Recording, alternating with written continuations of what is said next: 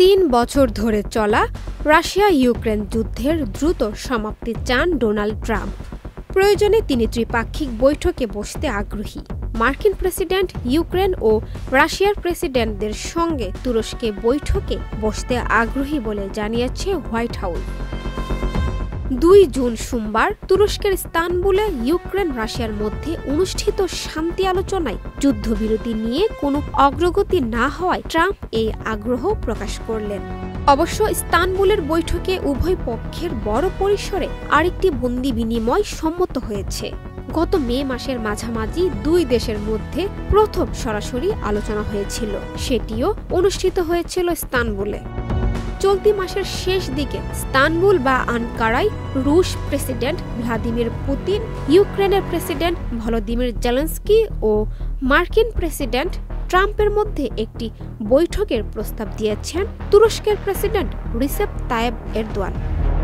এখন পর্যন্ত পুতিন এমন বৈঠকে অংশ নিতে অস্বীকৃতি জানিয়ে আসছেন, তবে জেলেনস্কি বলছেন এমন বৈঠকে বসতে তিনি রাজি।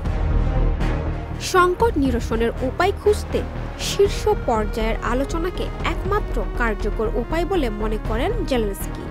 হোয়াইট হাউসের মুখপাত্র ক্যারলিন লেভিট বলেছেন, ট্রাম্প চান রাশিয়া ও ইউক্রেন উভয় দেশের নেতারা একসঙ্গে আলোচনার টেবিলে আসুক। এই ঈদে জামা জুতো অ্যাকসেসরিজের ডিসকাউন্ট। বার্তা সংস্থা রয়টার্সের এক প্রতিবেদনে বলা হয়েছে, ২ জুন ইস্তানবুলে অনুষ্ঠিত বৈঠকে নতুন করে যুদ্ধবন্দী বিনিময় এবং প্রায় ১২,০০০ নিহত সেনার মরদেহ হস্তান্তরের বিষয়ে রাজি হয়েছে রাশিয়া ও ইউক্রেন।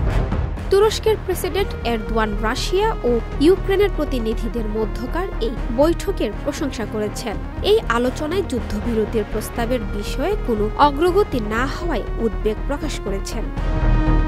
ইউক্রেন ও তার পশ্চিমা মিত্ররা যুদ্ধবিরতির একটি প্রস্তাব মেনে নিতে রাশিয়ার প্রতি আহ্বান জানিয়েছেন, তবে মস্কো বলেছে তারা যুদ্ধে স্বল্পমেয়াদী বিরতি নয়, দীর্ঘমেয়াদী সমাধান চায়। অন্যদিকে কিয়েভ অভিযোগ করেছে পুতিন শান্তি প্রতিষ্ঠায় আগ্রহী নন। নুসরাত শৈলী, চ্যানেল আই অনলাইন।